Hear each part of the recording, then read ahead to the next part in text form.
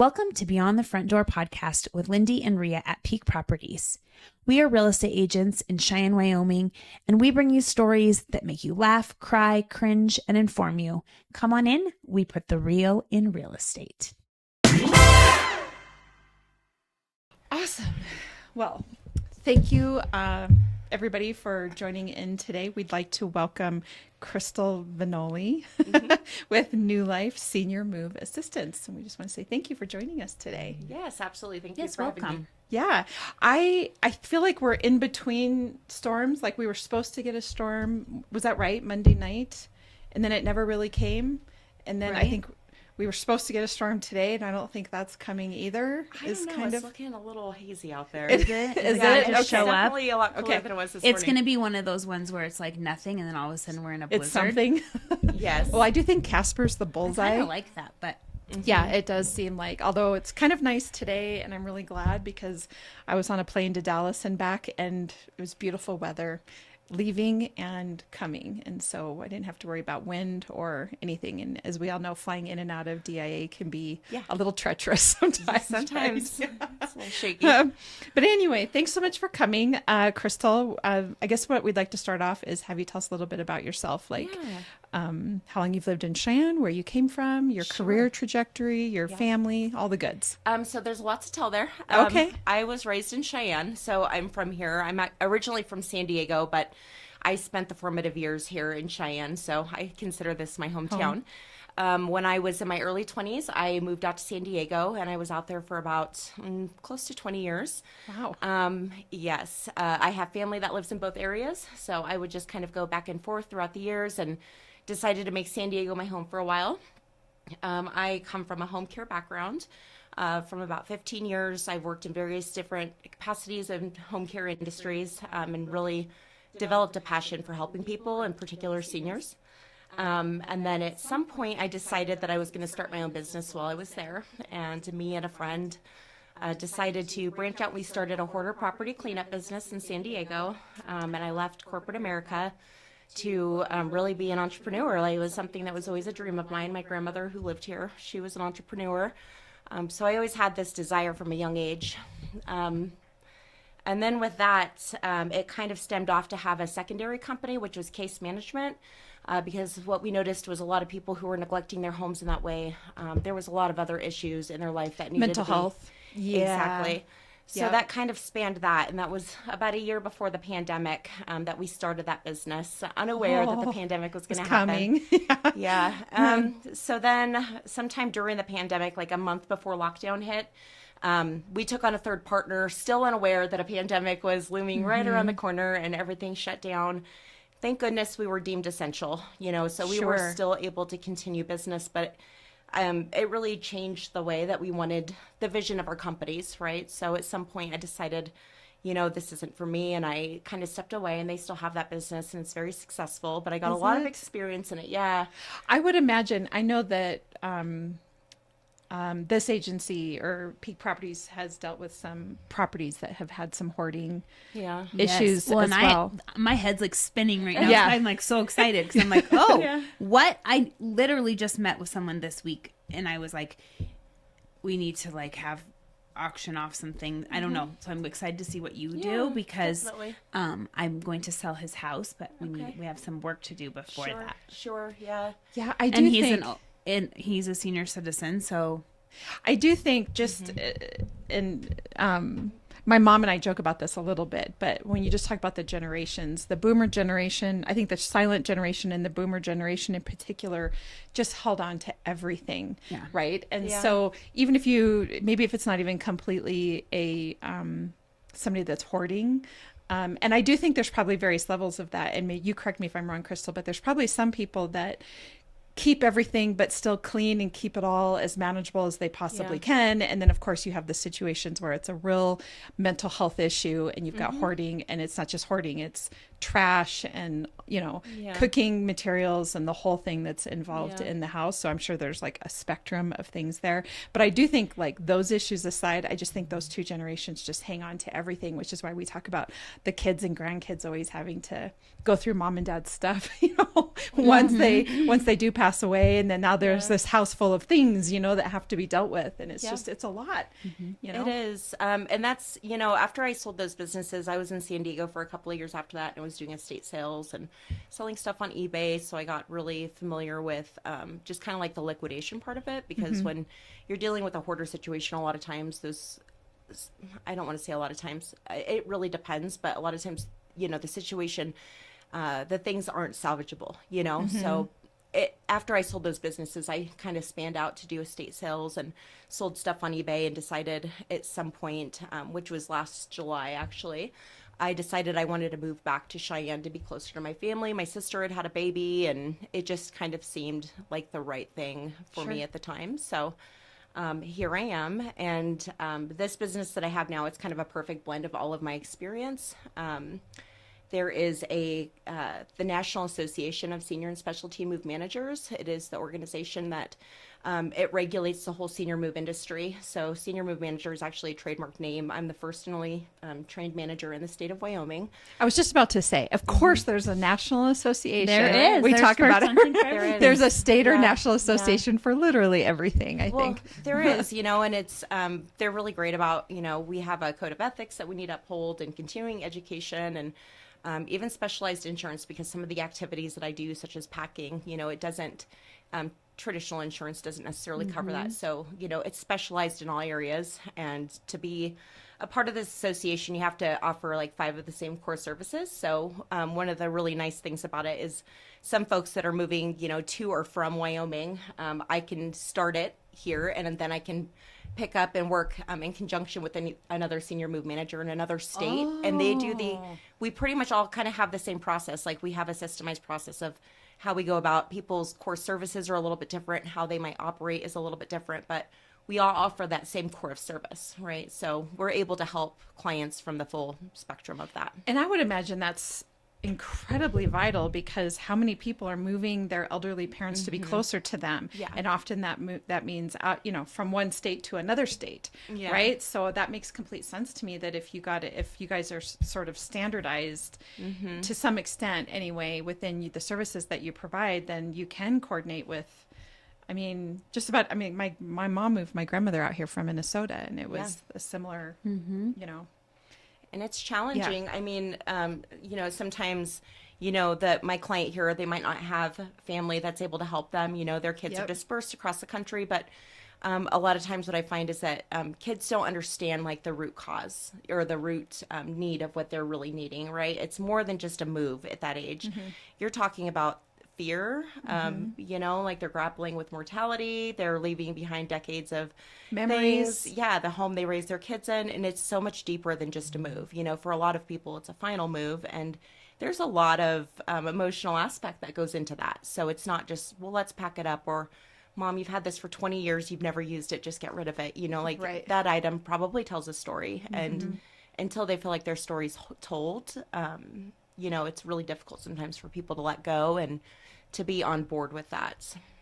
So do you work with, are you finding that you're more often working with the senior that's living in the home or their family? Both. Okay. The client is always my Number one. Yeah, it's the person that's in transition is the one that I'm there to advocate for, and I do serve as an advocate, for between my client and who their family is, because sometimes they just don't quite understand the needs. But I also try to take what family has to say into consideration, because they probably have a bigger perspective on the situation as a whole on a macro level. So I take that into consideration as well. But at the end of the day, I'm there to support my client and make sure they have a good transition, and to minimize relocation stress syndrome. Like, I want it to be a good experience for them. Well, and this is amazing. You're hired. I'm literally like, I already have I knew someone. Lindy was going to be happy to see you. I'm like, I already have someone, and I can think of like 30 other people I wish I had you for. That's been the biggest part since moving here, is a lot of people, they're like, I wish we had this service, 3 years ago. And that's kind of how this business started. I watched my grandma who lived here, her kids, my dad and my aunts and uncles, they were all very close. And I had an out-of-state uncle who was the executor. And when my grandma passed away, she thought she had all of her ducks in a row, but she was the caregiver for my grandfather who had Alzheimer's, and she neglected her home for quite a while. And she owned her own business. She was, a master gardener. She had anything and everything, just exactly what you're talking about. It wasn't a hoarder situation by any means, but when she passed away, the family had very different ideas of how that should go in cleaning out the house and very different timelines. He needed to get back to work, and us here that grew up in her home and spent Christmases there and birthdays needed and more time. We needed time to actually deal with the grief of it, and I seen it same with my grandparents on my mom's side, so that's part of the reason that I started this business, because I've just seen so many times it rip a family apart, You're kind of a neutral third party. And absolutely. You are sort of mediating between people, but it's about things and not so much about life events or other people. I'm thinking of like child custody, for example, or whatever, right? Where children are involved and you got two people that are in conflict as to what is in that child's best interest. But this is different in that it's in the things, it's in the memories, it's in the, not necessarily in a live human being, but between human beings around things, which is just interesting and awesome. I really try to humanize the whole experience for the person, because it's so easy just to get caught up in the logistics of it. Like, it's so simple just to make a move plan and we're just going to come over for a weekend and pack it all up. Right. But it doesn't work like that, and there's really like a whole grieving process that needs to go into it. And I try to work with my clients as much as possible to involve them in that, if they're able and capable to do that. But, even like knowing, like, I know how to tell, like, what is probably something that's going to be sentimental for a client, the important paperwork to save when going through things. Like, there's kind of an art to it. Well, and if you've been helping other families do this for years, you kind of get a sense of the patterns of what people what is important to people, what isn't, and kind of what the typical responses are going to be and how to navigate that. Yeah. It goes back to what we talk about even with having a mentor for everything, right?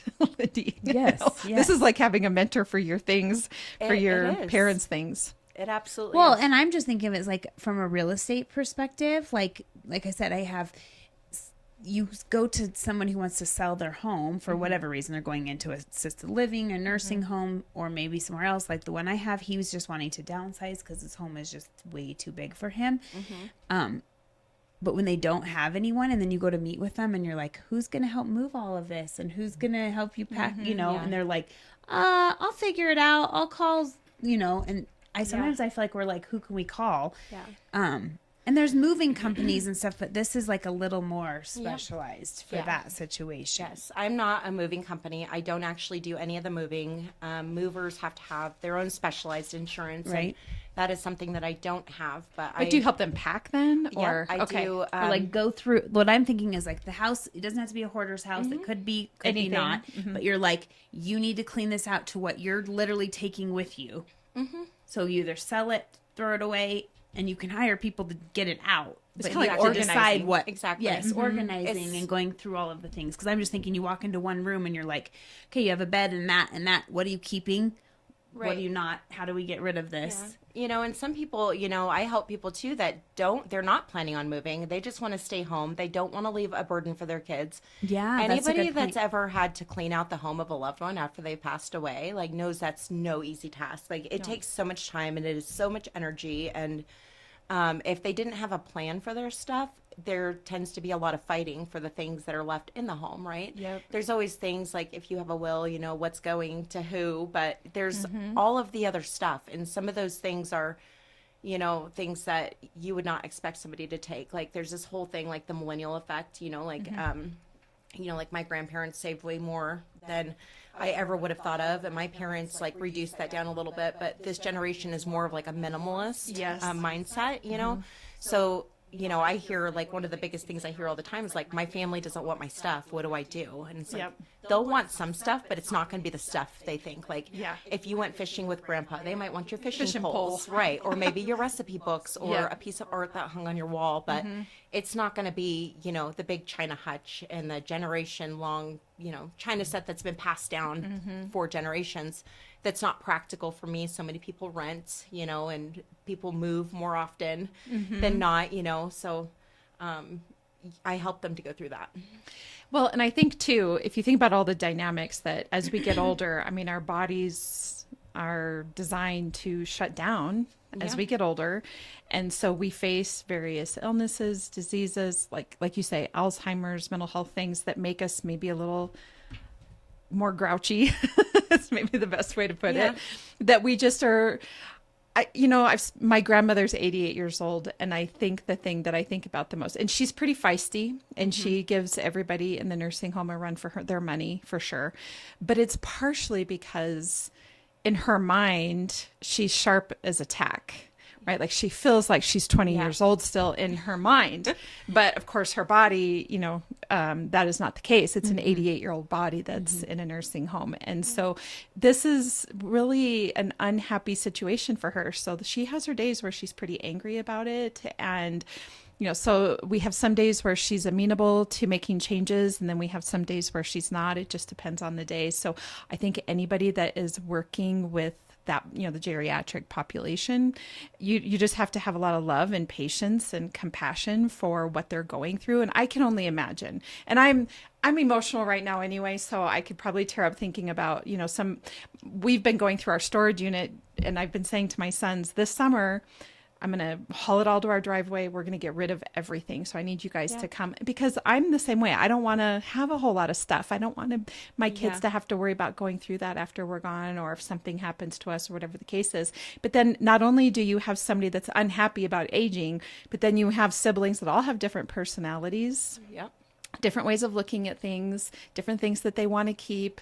And it's just ripe for disaster. And I think you're absolutely right. It can absolutely rip families apart if it's not planned carefully. I mean, and what it comes out like, well, I always wanted that, but what it is, like, years of resentment come out during those times. That's not just something that you always got everything. Exactly. And now you got the final thing that everyone wanted. Yeah. So I see that a lot too, which is why people decide to bring in a third party, because it's neutral at that point, and it's not like he said, she said, or you did this.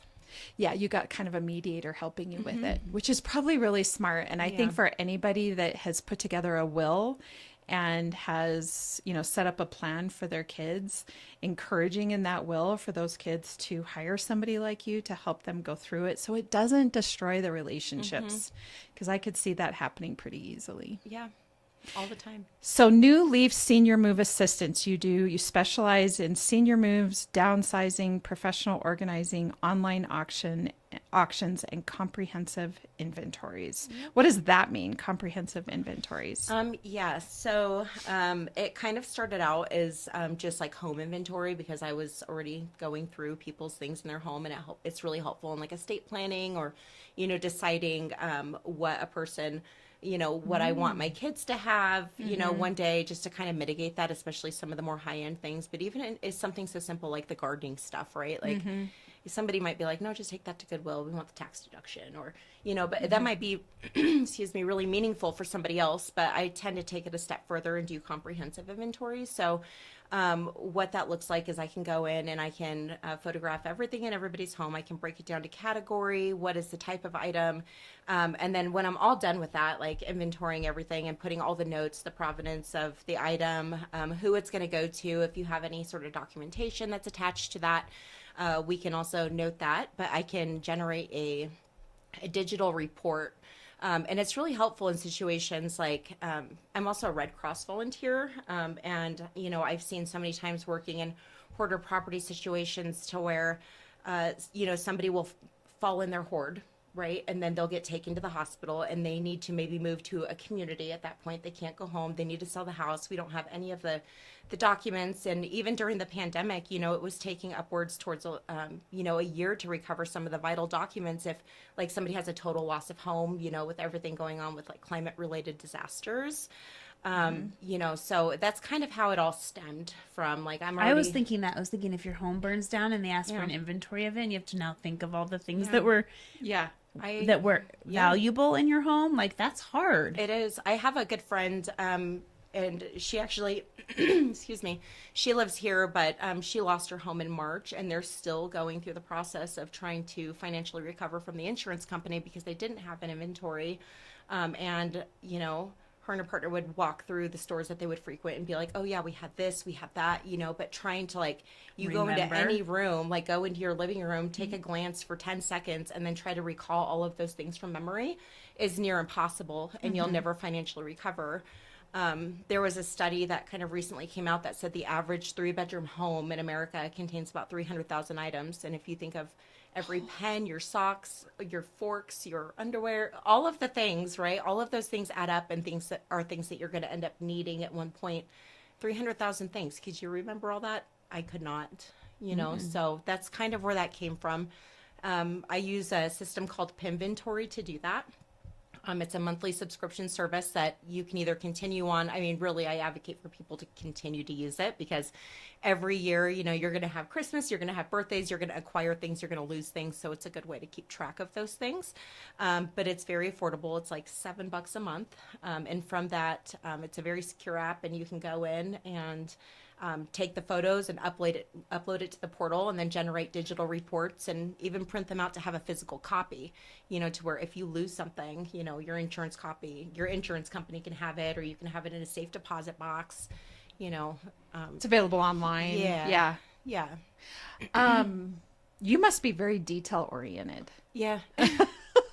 I could see myself getting about an hour into it and being like, I don't want to do this. 1 minute into it. Yeah. I'm like, I wish I could be like that. I'm like, that sounds awesome, but not me. And most people, I mean, if you look online, like all insurance companies are going to say you should have a home inventory, but people don't know what to do with it. They'll go through, they'll take pictures, they get lost in their phone, they accidentally get deleted, so it's about like having naming conventions, of how you're going to store these items to keep track and, have a systemized way of really having this information at your fingertips, So anybody could hire you for that. Is that what I hear you saying? To do the inventory of their home? And even for move management, like it could be a couple that is getting divorced, and maybe they just they can't even stand the sight of each other, or it's a very, volatile type situation. They can hire me to come in, and, I'm not just a senior move manager, I'm a specialty move manager. So I can help to divide those assets, which is also helpful in like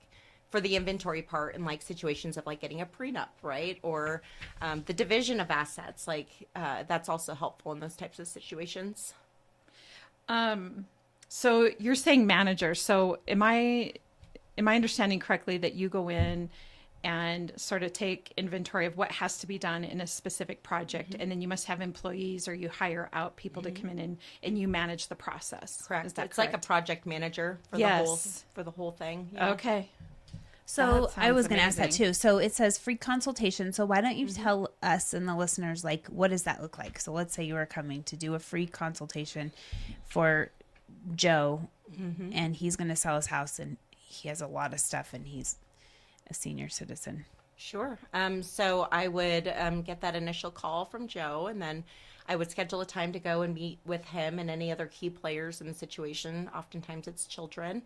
And my goal in that is really to understand, what are your goals in this? Like, what are you trying to do? Are you downsizing and staying home, and you don't want to leave all of this stuff to your family to like deal with one day? Or are you maybe struggling to reach things that are up high, and you need to optimize your home a little bit more for like, an age in place type plan, set up your house for your needs currently, make room for maybe a wheelchair or walker to get through the aisleways. So it's about understanding what their goals are at this point. Are you moving to a community? Where are you moving? Have you secured it? Are you safe in your home currently? Are your needs being met in that way? And then also I try to assess the human factor, because that's the biggest thing is, what is going to be my biggest challenge and getting the move done. And it's going to be their attachment to their stuff. So I really try to understand what that is. Or do you have a problem with them thinking their stuff is worth always more than what it is? That's what I had one other elderly lady who went to an assisted living, and we helped her do the estate stuff. And I remember that was the hardest part, because they have value in all of this stuff, and then you're like trying to sell it, and it's not anymore. Yeah. And that is very true. I mean, the estate sale industry is a very difficult industry. Do you feel like it's also like kind of like an older thing? Like whenever someone says an estate sale, I thought it meant you had like a lot of antiques and like expensive things, but I don't think that's the term that everyone. I think that's just for selling any. It is. I mean, anybody at any age, no matter what you have, really could have an estate sale. But, for an estate sale company to actually want to take that on, they have to see enough value. It's not just like your junk, like your garage sale. Yes. And, the misconception of how much things are actually worth, like things, unless you have something that's super rare, those are the things that are going to be worth money. The things that are mass produced, things that you can find in Goodwill, those are not the things that are going to be caught up in. And I always try to remind people, especially if they're looking to make a move and they're really worried about, the price of their stuff, like your biggest asset is your house. It's not the stuff in your house. You might get, $10,000, even if you had a garage sale, but do you really want to put forth probably several weekends of work. Yeah. So Rhea told you that we had a hoarder house that my parents bought, and then we had to clean it out. Oh yeah. Okay, well, we found a lot of valuable stuff, and so I became like an eBay salesperson. So I've sold on eBay, and you're amazing, because it was not fun. It's not. It was hard. A lot of work, and the packaging and the mailing and the tracking and making sure it was like we had collectible stuff that we ended up selling, and there's special ways to package it, especially depending on like these collectors also like would request certain ways that it was sent to them, and they're very particular. And it was a lot of work. It is. I still currently have my eBay store. When I was doing my estate sales, I actually purchased an estate from a lady that ended up having to relocate, and she left everything behind, but she was like a businesswoman, and she collected like Japanese miniatures and stuff like that. So I purchased the entire estate. I filled up 4 40-foot shipping containers, and I like overnight started an eBay career. Wow. And I mean, even when I moved, I had to downsize a lot of that. So I understand the pain, that people go through when they're trying to downsize, because I literally had 6 estate sales in a period of 8 weeks, Friday, Saturday, Sunday, 600 people in and out of my backyard. And it was so hard. And I still brought stuff, I still have my eBay store, but I mean, it's not what I'm passionate about. I really lost the human connection and working with people. And people are ugly online. They are, yeah. They're mean, and you're like, ugh. Yeah. It's better to get to know someone. Yes, it is. I mean, but even for people, like they'll sell stuff on Marketplace, or maybe they want to have a garage sale or an estate sale, or, I'm going to sell this on eBay. It's like, do you want to take the time to photograph it and write descriptions and answer questions? And the email questions. Yes. So I sold Legos for a while there, so then I focused all on Legos for several months, and I would like list several a week, and that was the thing. It's like questions: are all the pieces there? Has it ever been opened? So I like each package you have to like have all this information on. It's a lot of work. We had a whole room that we turned first a whole garage, and then we downsized and we made a whole eBay room. But it's you could make money doing it, but it is a lot of work. I mean, I'm grateful I had that. It supported me, during lockdown. Yeah. And I was, very worried about going out. I lived in San Diego, and it was taken very seriously there, lockdown. I mean, everything was like policed. So, for how long? I would say a good year and a half until they let the Mask mandate up. Yeah.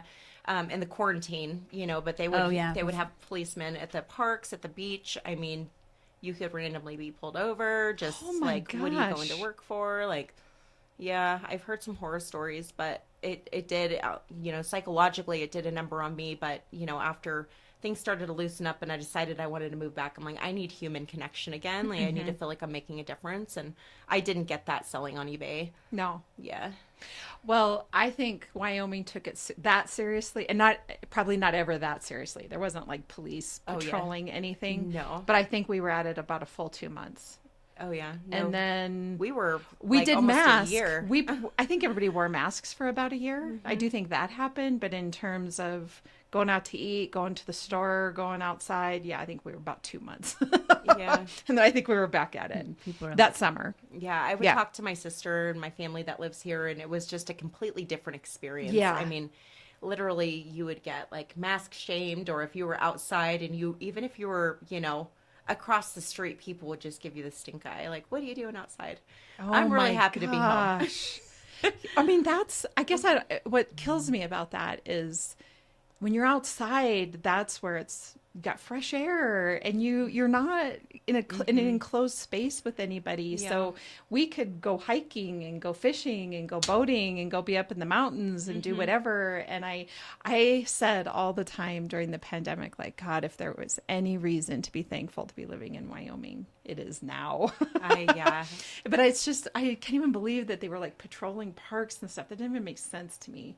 I don't mean to go off on a tangent about that, but I find it irritating. It was crazy. It was, I wish I would have got out sooner. And I wasn't a part of that there. Not that it shouldn't have been taken seriously like it should have been, but, I feel like it was to the very extreme. We're going to see the impacts of that 18 months to 2 years for years and years and years to come. Well, and maybe that explains why some people are still, you still see masks and people who are very scared of it. So yeah, maybe that's why they might have lived somewhere where they were really scared. Well, and I do think mask wearing is a little bit more normalized now. Like if you're it is sick, you can put a mask on. And... Yeah, if I had the flu but had to run into Walgreens to grab some cold medicine, I'd probably throw a mask on to keep everybody else from getting it and run in really quick and get the medicine and come out or whatever. Like, I'm not going to wear it in my car. Yeah, by yourself. Yeah. But would I wear it to protect other people for a few minutes running into the store? Absolutely, I would. So I do think there was some normalizing of mask wearing, which probably isn't a terrible thing in some circumstances, but I would agree. Yeah. So, okay. Well, I'm with Lindy. This is awesome. Realtors need to know about this. Yes. Families need to know about this for all your services. All of it, the moving and even the inventory thing, I think is awesome. Yeah. I even think of like my mom. How nice to like inventory your jewelry, your really nice, your items that you are going to pass down to people and you already know it's there. Or even like, this is silly, but we have like a lot of sports memorabilia in my house. And it's not inventoried. And I've thought before, if our house burns down, that's thousands. You're going to be dollars. out of money. Well, and a lot of people, in doing the inventory, they realize that they actually don't even have adequate insurance. Yeah. They don't have enough insurance to cover, if they were to have a total loss. Yeah. So in having that, you can take this to your insurance carrier and be like, this is, what I need to increase. Exactly. Make sure that you're actually covered. I mean, if you are faced with a situation where you have a total loss, like my friend that's going through that, it's a year. I mean, it's March and she lost her house a year ago and she still has not financially recovered, and I couldn't even imagine. No. So interestingly enough, while I was in Dallas this week, I get this group text message from Rita over at Synergy Home Care telling me I need to have Crystal on to come talk about New Leaf Senior Move Assistance and how amazing she is. And I said, well, that's very ironic because she's coming in Thursday. You already had her scheduled? I already had her scheduled, yeah, yes. That's cool. And so I say that in that if you don't live in, because we do have listeners all across the country that listen in on this podcast. So if you aren't local to Cheyenne, my thought is, I'm sure you have a resource as well, but because Rita from Synergy Home Care knew about Crystal and could make that referral, if you're looking for a a service like this, you could probably reach out to a home care facility somewhere in your community and get connected with somebody like Crystal. And then I'm certain you must have, is there like a, because you said you're connected to, people could reach out to the National Association of Senior and Specialty Move Managers. Am I correct? Yep. And look in their town to see if somebody is there. Absolutely. They have, and it's very easy to navigate. You can just say, find a move manager, click on your state, type in your zip code, and it'll pull up all of the different people in the area that has gone through their training program. Synergy Home Care is actually they're a preferred partner of NASM. So we do have preferred partners, in various industries, with even like Allied Van Lines. I actually met Rita when I moved here. I'm a part of the team referral networking group, and that's how I met her. So every Thursday morning, we're like an industry category exclusive networking group, and we have a great group of people that are in there. But Rita, myself, and Jen Ernst with Schrader Funeral Home, we do a lot of presentations in the community at senior communities. And we're just planning so many different ones, about planning for your future. And Rita covers home care. I cover downsizing. And if you're looking to make a move, and then Schrader Funeral Home with the pre-plan. So we try to cover all of those aspects and one-stop shop. So Rita did recommend Jen as well to come on our podcast. And I think it's interesting, I tend to live in a space where, how do I say it? I'm a little more maybe faith-based. And what I find interesting is that it seems like we have a specific podcast and then there's like a bunch of related ones that pop up around that podcast. So we had Laramie County Coroner Rebecca Reed on a couple weeks ago. I don't know if hers was one of the ones you watched, but it's amazing. So if you haven't had a chance to listen to hers, but she talked about death and grief support and death notifications and that kind of thing. And then since then, we are... we seem to be inviting a lot of guests on currently that have to do with end of life, and grief support and death and that sort of thing. So it's just funny to me how things kind of fall together like that. Maybe I'm just talking out loud. No, synchronicities. Yes, it is. It is a little bit.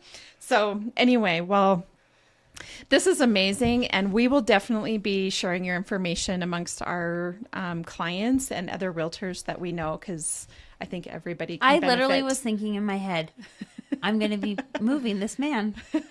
Oh, I'm going to be at his house trying to sell his stuff with him if I can't find someone. And they say like, I don't know, maybe there's a state auctioneer, the auction, not, the auction estate people. In the past, I've had a really hard time finding companies that are available. They're either like busy or they're gone, they snowbird or. So online auctions is kind of a newer service that I'm offering. I was in this estate sale industry, but I really did not want to start an estate sale company when I moved here. Like, I like the project management aspect of what I'm doing. But there is another preferred partner of NASM, and that's a company called MaxSold, and they're an online auction company. So I'm able to help people to clear out their home like in a very effective way for a very low cost. I do what's called seller managed sales. So I can go into a home, the client signs the agreement, and then they would hire me to coordinate it. I would go in, I'd photograph stuff, lot stuff up, and it's about 90% effective of clearing out a house. You're probably not going to get like super top dollar for it. If that is your aim, and if you have stuff that's the quality, I would recommend probably going an estate sale route, or, even consignment, if you have like some really unique type things. But yeah, online auctions is a really good option for somebody that is looking to clear a home. They might not, if anything, it's going to mitigate the cost of the move, which is also, really a big nice deal for people. I think any amount of money they, some people can get just to help with the moving or. Because and especially if you're already going through the stress of having a loved one that's at the end of their life or has passed, and all of the things that go along with it, and then you have to add in this business of packing and moving, boy, that's just no fun. Yeah, and it doesn't happen in a weekend. A lot of people think that I'm just going to go there. Yeah, what is your time? What is like the longest it's taken you, and what's the fastest? And what's the average? Or maybe tell us some story. Yeah. So, that really varies. I'm thinking of like all of my experiences of like cleaning out like The hoarder house. Yes. Takes the longest. And that could take, quite a while, but with a team of people knowing like exactly what they're doing, it can go fairly quick. Like we're not tied up in the things, Other people, they'll pick something up and it's like, oh yes, do you remember this? Yes. So we don't have that emotional tie, but we know how to tell like what is important, what's not important. But typically, I mean, on average, a senior move usually is done between 6 and 8 weeks, which is really not that long of a period of time. But the way that I always recommend for people to do it is, if at all possible, let's get you packed up. Let's figure out what you want to keep and let's get you moved first. And this is assuming they have a house they want to sell. Let's go ahead and get you moved first, and then we will worry about, we'll do a floor plan. We're going to figure out exactly what it is you're taking, how much space do you have in your closets, all of those things to make sure that they're also not bringing too much stuff to their new environment. Sometimes they do, and if they want to, that is their choice. Like, I'm never going to be like, you can't take this. Right. Like, at the end of the day, it's your choice. It's their stuff. Yeah, and a floor plan is really helpful in making a practical decision in that, because they can visually see, okay, like I'm actually running out of space. Like, let's narrow down a little bit more. So once we get them moved at that point, we'll do have family come in and get anything that they might want, friends, family, whoever. The point is really at this point to clear out the home. You've already decided what you want to keep. Maybe we do an auction. A lot of things get donated. And so that process actually moves pretty quick. Like when I decide that I'm going to work with somebody, it's usually 6 to 8 weeks in advance, and we're working on what are you going to keep. We'll get them moved, and then, it also depends on how much stuff they have in the house. Like, it's so hard to say. Every situation is so different. Yeah. What's been the longest for you? I would say about 2 months. Okay. So that's not bad. Yeah, and that was like a full scale, like hoarded home. Yeah. Oh, that's not too bad at all, actually. But I mean, there was a team of like 8 of us, right? And we had a roll-off dumpster. We had everything that we needed there, right, to where we weren't, there wasn't a lot of downtime on that project. And we're working 8 hours around the clock. I mean, it's about 64 hours a day. Wow. That's awesome. I love it. Okay, so how can people find you if they would like to get a hold of you for a consultation? Sure. You can visit my website.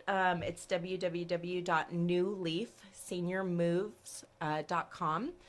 There's an S at the end of that. You can also find me on Facebook, New Leaf Senior Move Assistance. New Leaf is one word. Or you can give me a call, 307-200-9531. We will include all the links and all the information when this podcast drops, which will be on Tuesday, the, let's see here, 11th. I think the 11th, yeah.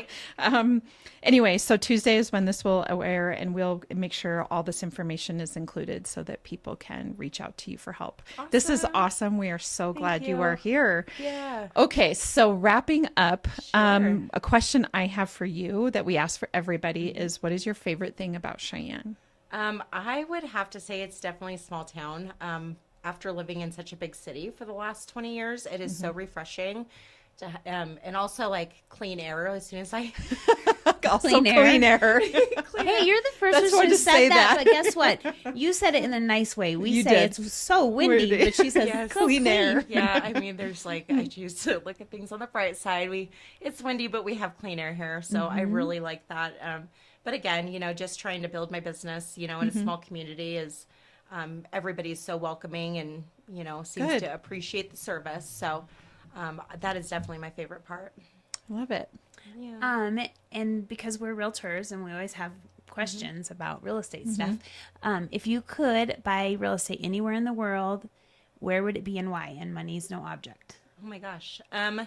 So I don't really know that I'm like particularly attached to a certain place. Like I have a really big desire to travel. I love to travel. But I am like, at heart, I'm a mountain girl. So it would just be probably like a modest home, like near a lake with a dock. Oh, you and me both. I want to kayak in the morning and paddleboard and take my dog with me. I love it. So I don't know where that's at exactly, but that's what it looks like. Not in Wyoming, unfortunately. That does not really exist unless you can find a home along a river somewhere. I think maybe in along like central Wyoming. But that's the only hard part. I'm with you though. Lakefront, waterfront with a dock. Yep. I love it. Absolutely. Well, thank you again. And for all of you listening, this is New Leaf Senior Move Assistance. And you can find them at www.newleafseniormoves.com. And we're just so happy to have you here. So thank you. Thanks for having me on. I appreciate it. Of course. And as you all know, Lindy and I are realtors here at Peak Properties. So if you're looking to buy or sell, you can find us at www.sellcheyenne.com, as well as all of our social media channels and Beyond the Front Door podcast on YouTube, Spotify, iHeartRadio, Apple Podcasts, and Alexa. We hope you have a really great day. Thank you. Awesome.